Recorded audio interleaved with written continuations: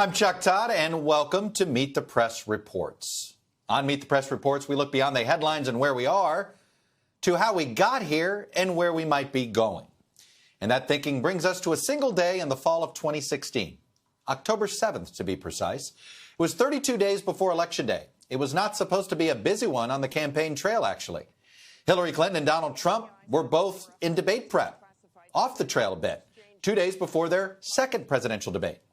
Hurricane Matthew, a major storm, was inching along the East Coast. But in the early afternoon on October 7th, three major stories broke within quick succession. By now, we know them by their shorthands: Russian hacking, Access Hollywood, WikiLeaks. A triple shot of October surprises in one single afternoon. Yes, these headlines had an impact on the rest of the campaign season. But boy, did they not disappear into the textbooks after Election Day. The events of this day were questioned by the president in Helsinki. They were investigated and analyzed by Robert Mueller and the Senate Intelligence Committee. They changed how we think about cybersecurity as a country. They showed us how the president responds when the odds are stacked against him. And they ultimately set the tone for the relationship that we see today between President Trump and the rest of the Republican Party. On this edition of Meet the Press Reports, we will trace how those three stories are still coloring our political landscape. But first, let's go back to that day, October 7th, 2016, and see how the day itself played out on television. And you're going to hear from some of the people who had a hand in the day's unfolding events. A day in the life, October 7th, 2016. Right now, Category 3 storm. Hurricane Matthew wreaking havoc in Florida. We're getting some good buffeting winds right now. The weather here is still incredibly violent, and the hurricane is just right up there. While the candidates are in debate prep. The talk was, how was Donald Trump preparing? How was Hillary Clinton preparing? But behind the scenes, I didn't expect it to be a big day. I didn't expect it to be a day with a big deadline or, when any big news would break. It's shaping up to be the most consequential day in the 2016 election. One, the U.S. intelligence community is prepping a bombshell statement about Russian hacking. We're all seeing little pieces of what the Russians are doing and trying to put all that together. Two, Washington Post reporter David Farenthold gets a tip about an Access Hollywood video of Donald Trump making lewd comments about women. It was around sort of 10:30 in the morning that it came in. Like the first 5 seconds, I was like, what is this? And then you can start to hear Trump's voice. And it was apparent, within a few seconds that this was something different, even for him. And three, WikiLeaks is getting ready for one of their largest email dumps, all just 32 days before Election Day. Within an hour and a half, all three stories break. Going to transition to some breaking news coming in just now. First, a joint statement from the Department of Homeland Security and the Office of the Director of National Intelligence publicly accusing the Russian government of hacking U.S. political organizations to interfere in the election. The statement is very dramatic. It says that the U.S. intelligence community is confident, that's the word it uses, confident that the Russian government directed the recent compromises of emails from Americans and U.S. institutions, including U.S. political organizations. But the statement is silent about Russia's intention, something FBI agent Peter Strzok says the intelligence community was well aware of. It did not go into a lot of depth about kind of the much more pointed truth that we knew, that they were doing it to help Trump and to hurt Clinton. At the same time, at the Washington Post, Farenthold is going back and forth with the Trump campaign about that potentially damaging Access Hollywood video. So at 4 o'clock, they hadn't responded, and we were just about to publish the story without them. And then in the tiny fraction of time that it took for the editor to walk from my desk to her desk to publish the story, the Trump people called and they said, wait, it was him. He really said this, but it was just locker room talk. 4:05 p.m., the story drops. NBC News has just become aware of a video capturing Donald Trump making vulgar comments about women back in 2005. I just start kissing them. It's like a magnet. You just kiss. I don't even know it. And when you're a star, they let you do it. You can do anything. Whatever you want. And then he says something that I couldn't believe I actually heard. Grab him by the... I can do anything. Katie Turner is covering the Trump campaign for NBC News. It was just like, a screaming siren in my head. Oh, my God.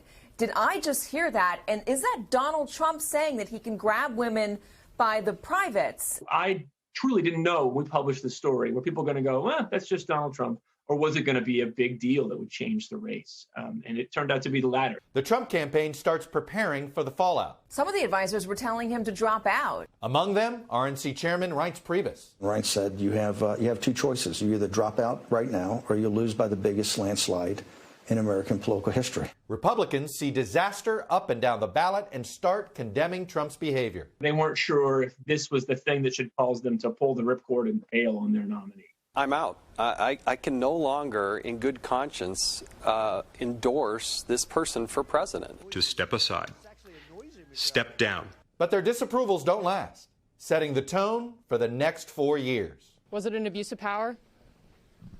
Donald Trump has proven to be politically Teflon among a core group of voters, and those voters are not just Donald Trump voters. Those are the voters that Republicans need to stay in office, which is why you've seen Republicans either defend the president in the face of blatant hypocrisy or norm breaking or potentially illegal behavior. But you've also seen them just ignore things that they don't want to comment on. A half an hour after the Access Hollywood tape drops, WikiLeaks dumps hundreds of Clinton campaign chairman John Podesta's emails, revealing potentially damaging information about Hillary Clinton. WikiLeaks starts dropping my emails into the public, raising questions about the Trump campaign's relationship with WikiLeaks. One could say that those things might not have been a coincidence. The immediate concern was obviously the timing. And giving Trump the material he needs to put Access Hollywood, which is owned by our own parent company, in the rearview mirror. And I remember talking to another reporter who said it seems like he's been re-energized by these WikiLeaks releases. WikiLeaks. Boy, I love reading those WikiLeaks. It turns out WikiLeaks got those emails courtesy of the Russian hacking that those intelligence agencies were warning about. And we later learned Trump advisor Roger Stone was in communication with WikiLeaks throughout the campaign. His lies to Congress about those communications led to 7 felony convictions in 2019. 3 huge stories, Russian hacking, the Access Hollywood tape, and WikiLeaks disclosures, all with lasting implications. It was clearly an indicator of how things were all accelerating, and not just in one sort of lane, but sort of across the board. For the remainder of the campaign, WikiLeaks continued to dump Podesta and DNC emails, embarrassing the Clinton campaign. As for those Access Hollywood tapes, it was really consequential in the moment. It was covered by every news outlet. It forced Donald Trump to do something he never did, which was apologize. I said it, I was wrong, and I apologize. I've said some foolish things, but there's a big difference between the words and actions of other people. Bill Clinton has actually abused women, and Hillary has bullied, attacked, shamed, and intimidated his victims. His running mate was confident Trump would survive. They'll say, this time we got him, right? Then they turn on the television the next morning, and Donald Trump is still standing stronger than ever before. 32 days later, Donald Trump was elected president. Joining us now is someone who had a hand in drafting that statement on Russian election interference on October 7th. It's the former Secretary of Homeland Security, Jay Johnson. Secretary Johnson, welcome, sir. And let me put up the meat of that statement you put up that day, Jay. Here it is. The U.S. intelligence community is confident that the Russian government directed the recent compromises of emails from U.S. persons and institutions, including from U.S. political organizations. So number one question now, and we're obviously having a nice hindsight conversation here, but let's start with this. Why did you decide on October 7th to release this statement? Take me into that decision-making process. October 7th, Friday, 2016, I remember it well. We had been working on this statement for a couple of days. I personally was involved in editing, writing some of it, and I knew that it was probably going to be released that day. I wasn't sure it would be released that day. And it was a difficult deliberation to get there, except there was a point at which we realized that we absolutely had to tell the American people what we knew about what the Russians were up to. As you pointed out in your reporting, we also had Hurricane Matthew. I actually spoke with the president, Secretary Clinton, and Mr. Trump all that day to brief them on Hurricane Matthew. I spoke to Mr. Trump at around 2 o'clock. And I recall we had a very interesting conversation.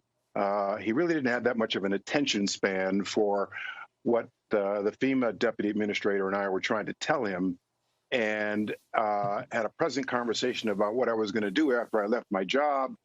We talked about the fact that I was coming back to New York. Why don't I come over to Trump Tower for lunch sometime, which I thought was a little bizarre, and said, well, you might actually be working in Washington. And there was a pause, and he said, oh, right, yes. But anyway, the statement, Chuck, has several components to it. One was the first paragraph, which is the intelligence community assessment.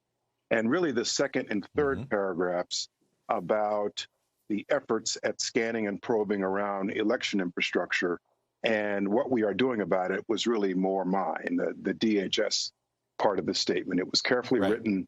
And as I'm sure you're going to ask me, it didn't quite get the exposure that we expected it would get because of subsequent events. Well, let me start first with, why did the statement come from you and DHS and not from the President of the United States? Good question. You have to really consider the context at the time. And at the time, candidate Trump was saying almost exactly what he's saying now, that the election was going to be rigged. And this was an unprecedented statement. The U.S. government had never before accused a foreign government of attempting to interfere in an ongoing political campaign. So there was considerable concern around the table that it would look as if the president himself was taking sides in the election and using the apparatus of the national government and the national security agencies of the government to do so. So we ultimately decided that it needed to come from national security officials, and Jim and I stepped forward and said, we'll do this. Is this where there was where the administration was getting pushback from some Republican leaders in Congress during the Gang of Eight talks on the Republican side of the aisle when you guys were discussing this internal intelligence hack? We wanted congressional leadership, Republican and Democrat, to put out a statement encouraging state election officials to come to DHS and seek our assistance. There was a lot of back and forth between Republicans and Democrats on the Hill about that. They ultimately issued, frankly, a watered-down statement shortly before the October 7th statement. We were hoping that the congressional statement would be a lead-up to our statement, but we knew we had to issue our statement anyway, no matter what they said. Why did the FBI director not put his name in the statement? Why did Admiral Rogers, why was he hesitant to put his name in the statement? Who was head of NSA? First of all, Admiral Rogers works for the director of national intelligence. Jim Clapper is senior to Admiral Rogers. I can't really speak for Jim Comey, although he's been a friend of mine for 30 years. For some reason, Jim did not want to get the FBI involved in the statement. Ultimately, it made the most sense, frankly, for the director of national intelligence, the head of the whole intelligence community, and Homeland Security to make the joint statement.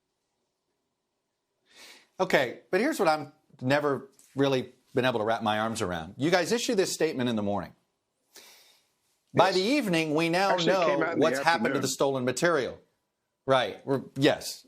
But by the end of the day, we now know where this hacked material ended up. It ended up at WikiLeaks, and here it comes. Where was the follow-up from the administration going, this is exactly what we were warning about? And I'm curious, if you guys had not issued the statement on October 7th, how would WikiLeaks have altered how you would have announced this on October 8th? So some people suspect that the release of the Podesta emails was in reaction to the statement. I tend to believe that is not true, that the release was going to occur anyway because it was so close in time. In terms of the follow-through, Chuck, as you know, the statement itself did not get the attention that we thought it was going to get. It was literally below the fold news that day because, respectfully, your colleagues all went off and chased after the Access Hollywood story, lust and sex, and for the following couple of days. And I was expecting, frankly, a lot of follow-up from the press. How did you know this? When did you know this? I was expecting a lot of follow-up. But, all that weekend, it was Access Hollywood. He's dropping out. The debate's next Tuesday. How can he survive? Et cetera, et cetera, et cetera. No, it makes sense by the time we got our focus back on the WikiLeaks story. That moves on. Final question is this. What would you do differently knowing what you know now? Well, hindsight is brilliant. There are very few things that I would not do differently if I had the benefit of hindsight. Plainly, with the benefit of hindsight, I think we would have been much louder. Maybe the statement should have come from the president. We would have issued it much sooner, but it took time to gather the pieces of the intelligence and to assess whether we could declassify this because of sources and methods. But that's with the benefit of hindsight. I remember the context well, which was we were very concerned about delegitimizing national security agencies by having us inject ourselves into an ongoing political campaign. We were reluctant to do that, but we had to. Secretary Johnson, Jay Johnson, as always, sir, really appreciate you coming on, sharing your perspective and your candor. Thanks, Chuck. It always adds to the conversation. Thank you. So 4 years later, what was the significance of this single day, October 7th, 2016, and how does it echo today, weeks away from the election, in the relationship between the president and the Republican Party? Well, joining me now is Tim Alberta. He's the chief political correspondent for Politico. Carlos Corbello, former Republican congressman from Florida, who did not endorse Trump in 2016, but won his election in that year. And Amy Walters, senior editor at the Cook Political Report. Carlos, let me start with you. Just that day alone, it's October 7th. You're running. You're in a contested race. You know you're in a close race in a battleground state.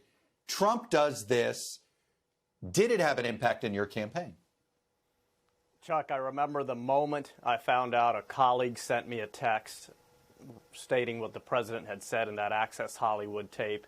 And I looked at my wife. We were at a restaurant. I thought of my two daughters who were 6 and 4 years old at the time. And I felt a great sense of relief that months before I had said that I was not going to be supporting Donald Trump, which was difficult. That was my party's nominee. It was not an easy decision, but I felt a great sense of relief. And then there was a rush of texts from Republicans, House Republicans, mostly in competitive races, asking me what they should do. And I told them I already did what I had to do some time ago. You all should probably consider doing the same. And then a few days after that, Paul Ryan had a conference call with all House Republicans and essentially told them, worry about yourselves, forget about Donald Trump. Amy Walter, that day when you digested it sort of a couple days later and what we were dealing with, what did you think? I mean, this was sort of the October surprise of October surprises before we got to another one that became a November surprise in the Comey letters. But what were you thinking in that moment, and what did you assume what the fallout would be? You know, I assumed what the congressman was laying out there, which was you were going to see House Republicans, Senate Republicans distance themselves from the president, that the floor was going to fall out from under him, and that the focus for the next 3 weeks was going to be on his statements. And the issue, though, I remember being somewhere that day and overhearing a group of women who are not particularly very political, sort of chit-chatting about it. And this always stuck with me because they said, like, no, that's how men talk. That's how they talk when we're not around. Not surprised at all. And so it was this feeling of like, maybe, I do remember thinking maybe we are getting this part wrong. Maybe other people will think this way. But then it was, gosh, I don't know. We've never had a presidential candidate do this. This is so norm busting for a guy who's already done all of this stuff. But you could see even in that moment in time the way that that real life was getting processed in real life, it was sowing the seeds for what we now have seen for the last 4 years, which is this ability for Donald Trump to do and say things that no one else could get away with. Tim, Alberta, you have pointed to this day and this moment. In fact, you just did it again this week, of how important it was in some ways to the election of Donald Trump. Because in the moment, I think we all thought Access Hollywood was going to be the be-all, end-all. And as far as Donald Trump was concerned, it looks like it just took him to another gear, and WikiLeaks ended up being the bigger deal in the moment. Yeah, Chuck, this was, I think, as much as anything else, a psychological watershed for the modern Republican Party and really for the modern political system, because just about everyone around the president was telling him in the 48 hours following the Washington Post story that there's no way you can survive this, right?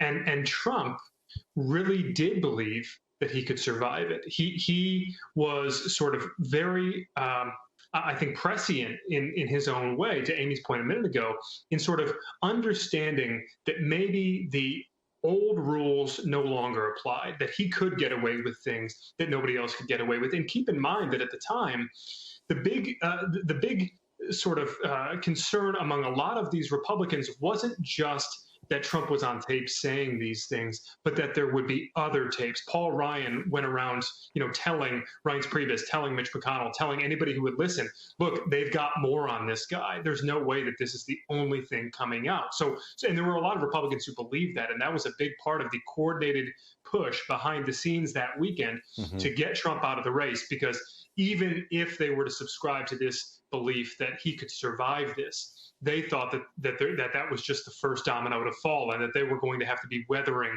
an almost daily storm of new headlines, new tapes being released, things that were further incriminating, not just to Trump, but the entire Republican ticket. So, Carlos, let's put it into terms of this. What do you think Kevin McCarthy, who was in leadership at the time, and I'm sure on these conference calls,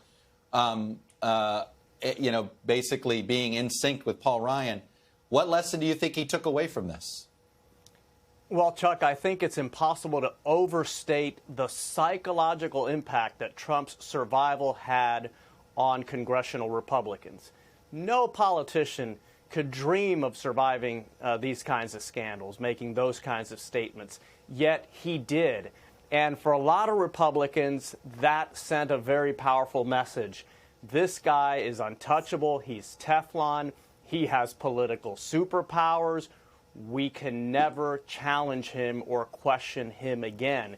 And I think that's why you've seen over the last 4 years Republicans avoid criticizing him, avoid creating any distance between themselves and the president, because they witnessed this almost impossible survival of a massive scandal. So that is the impact that one day has had on an entire political party, and really changed the Republican Party in a fundamental way. Tim Alberta, Carlos Corbello, Amy Walter.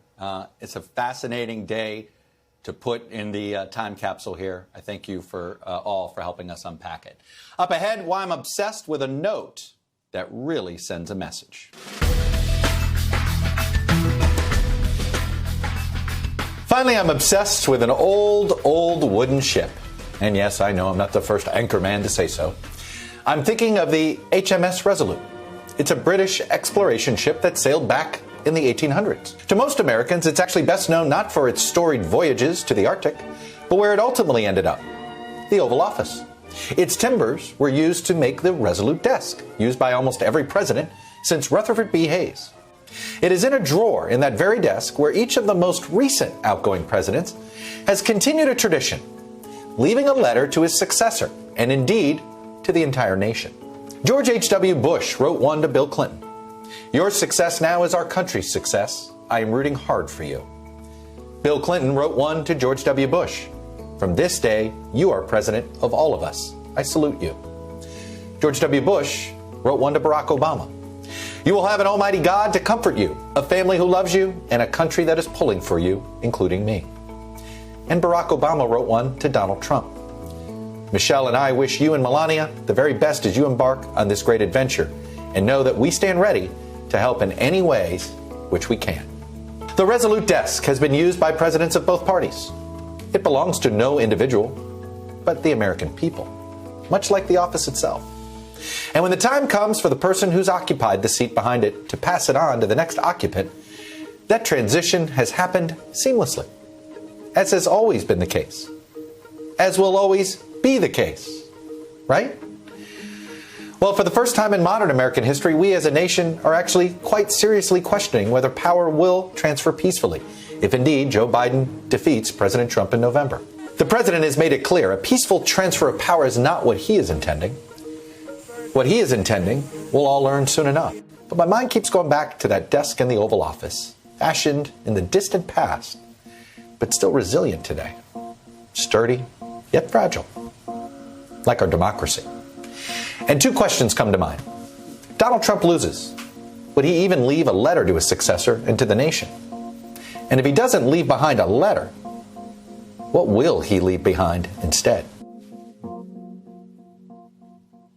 That is all for Meet the Press Reports this week. Next week, we're going to look at QAnon. How did a fringe conspiracy theory that prominent Democrats eat children make it into mainstream political discourse?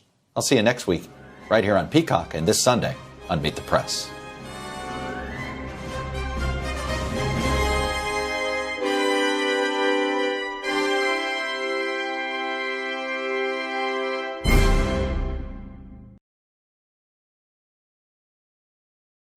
Hey, thanks for watching our YouTube channel. Follow today's top stories and breaking news by downloading the NBC News app.